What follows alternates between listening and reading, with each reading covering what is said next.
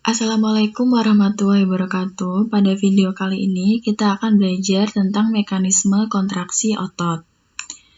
Nah, sebelum kita ke mekanismenya, kita perlu remind ulang untuk struktur otot.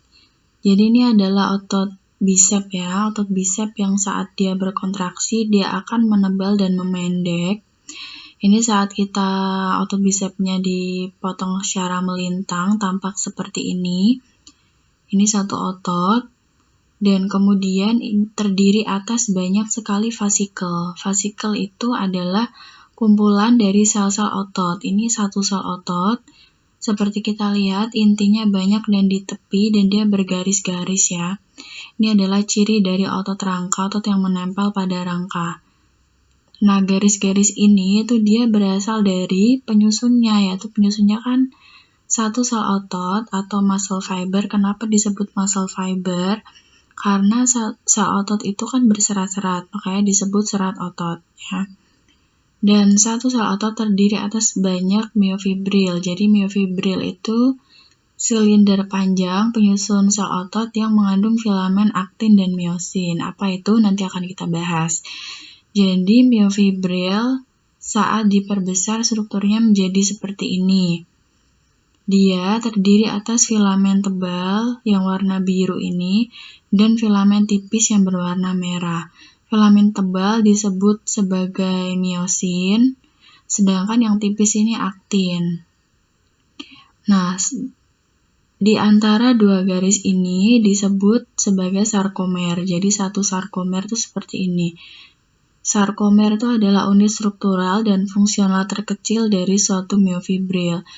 Nah, garis-garis inilah yang mengakibatkan sel otot itu dia lurik, seperti itu ya. Nah, kemudian si miosin ini dia melekat pada suatu garis yang kita sebut sebagai M-line. Ya, sedangkan si aktin dia melekat pada suatu garis yang kita sebut Z-line. Nah, di sini kan ada gap ya. Gap ini disebut sebagai I-band atau pita I. Dan ini adalah zona H. Pada saat terjadi kontraksi otot, si miosin ini dia memiliki tonjolan-tonjolan yaitu kepala miosin. Kepala miosin ini dia akan mengikat sisi aktif aktin.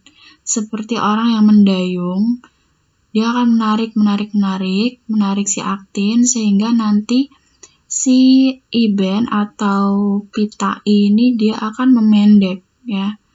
Memendek. Dan zona H juga akan memendek atau bahkan hilang karena mereka semakin mendekat ya.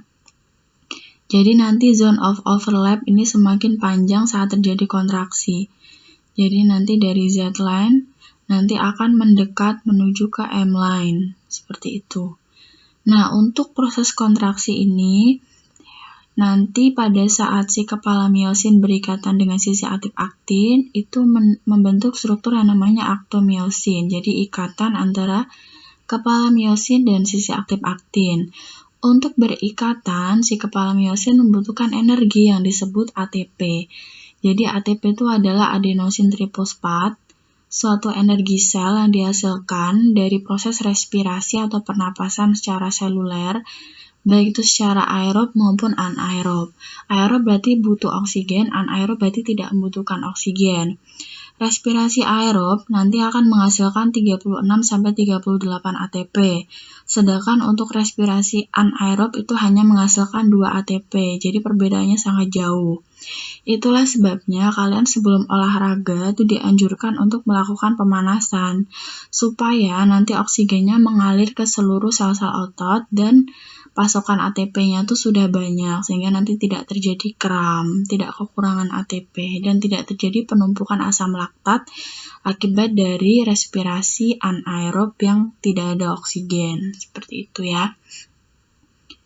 Oke, kita perbesar strukturnya. Jadi ini adalah miosin dan ini adalah aktin. Ingat bahwa miosin dia melekat pada garis M atau M-line dan aktin dia melekat pada Z-line atau garis Z ya. Dan ini miosin memiliki kepalanya banyak. Kemudian si si aktin ini dia ada struktur yang namanya tropomiosin. Jadi tropomiosin ini dia memblokir sisi aktif aktin. Jadi aktin itu punya sisi aktif yang nanti harus berikatan dengan kepala miosin. Nah, sisi aktifnya itu terblokir oleh tropomiosin. Di dalam tropomiosin terdapat suatu struktur yang namanya troponin. Ya, troponin itu adalah situs pelekatan kalsium. Jadi kalsium itu selain penting untuk tulang juga penting untuk kontraksi otot ya. Oke, kita ulang lagi ya. Jadi ini adalah miosin, ada kepala miosin, dan ini aktin. Kemudian aktin ini memiliki sisi aktif yang terblokir oleh tropomiosin.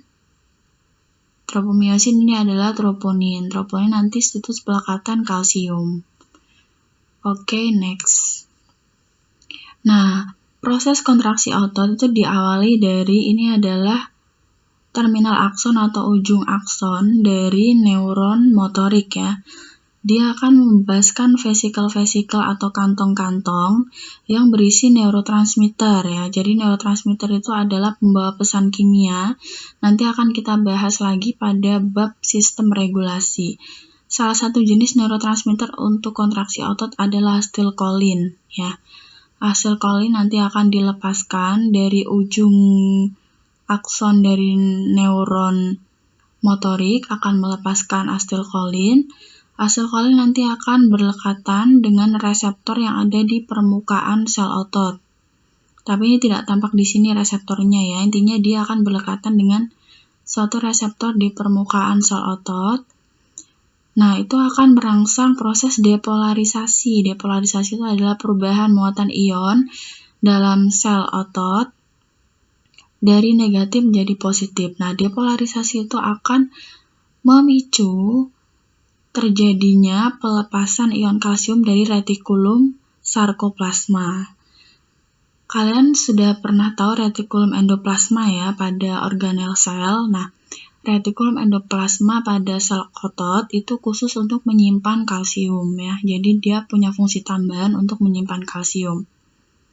Ya, retikulum sarkoplasma melepaskan kalsium seperti itu. Sudah, kemudian nanti retikulum sarkoplasma mengeluarkan kalsium. Nah, ingat bahwa sel otot itu kan membutuhkan banyak sekali ATP, maka otomatis dia banyak mengandung mitokondria, karena mitokondria ini berfungsi untuk respirasi seluler yang membebaskan ATP. ATP-nya digunakan untuk kontraksi otot ya, untuk memberi tenaga kepada kepala miosin untuk bisa berikatan dengan sisi aktif aktin. Oke, kita bahas untuk selanjutnya. Ya, karena tadi retikulum sarkoplasma itu kan sudah mengeluarkan ion kalsium, sehingga ion kalsium di dalam sel otot itu kan meningkat. Nah, kemudian ion kalsium itu nanti akan terikat kepada troponin, ya, mengakibatkan terjadinya perubahan struktur. Nah, hal ini akan mengakibatkan tropomiosin bergeser. Jadi, setelah kalsium berikatan dengan troponin, tropomiosin akan bergeser, sehingga sisi aktif aktin akan terbuka. Nah, di sisi lain, si kepala miosin dia mendapatkan tenaga dari proses hidrolisis ATP. ATP itu adenosin trifosfat, jadi adenosin dengan 3 fosfat, lalu dihidrolisis menjadi adenosin difosfat atau adenosin dengan 2 fosfat dan melepaskan 1 pirofosfat ya. Jadi dihidrolisis menjadi ADP plus pirofosfat, dan proses hidrolisis ini akan menghasilkan energi. Nah, energinya itu digunakan oleh kepala miosin untuk berikatan dengan sisi aktif aktin. Ya. Setelah berikatan, dia akan menarik sisi aktif aktin menuju ke arah M-line, ya. Selanjutnya, jadi ini adalah rangkumannya. Ya, kita perlu lihat kuncinya di sini. Yang ungu adalah ion-ion kalsium. Ion kalsium akan berikatan dengan troponin, sehingga si tropomiosin akan bergeser dan membuka sisi aktif aktin. Nah, di sisi lain, kepala miosin mendapatkan energi dari hidrolisis ATP, menghasilkan ADP dan pirofosfat, dan proses itu mengeluarkan energi. Energinya digunakan oleh si kepala miosin untuk bisa berikatan dengan sisi aktif aktin. Nah, kemudian dia bisa menarik tuh si aktin menuju ke arah M-line ya. Nah, setelah menarik dia masih berikatan, kemudian saat ada ATP lagi, dan dihidrolisis menjadi ADP dan pirofosfat, barulah si kepala miosin bisa melepaskan diri dari sisi aktif aktin lagi. Ya, jadi total saat terjadi kontraksi itu diperlukan 2 ATP untuk masing-masing kepala miosin, dan ini kepala miosinnya ada banyak ya, sehingga butuh banyak ATP, makanya sel otot memiliki banyak mitokondria. Oke, ini rangkumannya dari proses mekanisme kontraksi otot. Tadi asetilkolin, salah satu jenis neurotransmitter, dia menghantarkan impuls dari ujung saraf motorik ke sel otot, ya, dan itu memicu depolarisasi. Depolarisasi akan memicu retikulum sarkoplasma untuk membebaskan ion kalsium, sehingga ion kalsium itu membanjiri isi sel otot. Nah, jika sudah banyak, ion kalsium itu akan berikatan dengan troponin, sehingga si tropomiosin yang panjang tadi itu akan melonggar dan membuka sisi aktif aktin. Di sisi lain, kepala miosin itu mendapatkan energi dari ATP yang terurai atau terhidrolisis menjadi ADP dan pirofosfat, sehingga si kepala miosin bisa berikatan dengan sisi aktif aktin dan bisa menariknya, sehingga sarkomer memendek ya, karena Z-line itu menuju ke M-line. Ingat-ingat lagi. Nah, pada saat ini miosin tetap melekat pada sisi aktif aktin sampai nanti ada ATP lagi. Nah, jika sudah ada ATP lagi, ATP akan terhidrolisis menjadi ADP dan pirofosfat, membebaskan energinya digunakan untuk melepaskan kepala miosin dari sisi aktif aktin. Barulah terjadi relaksasi dan otot akan memanjang kembali. Seperti itu. Jadi ion kalsium itu sangat penting ya untuk proses kontraksi otot. Ion kalsium itu biasanya disimpan di dalam tulang.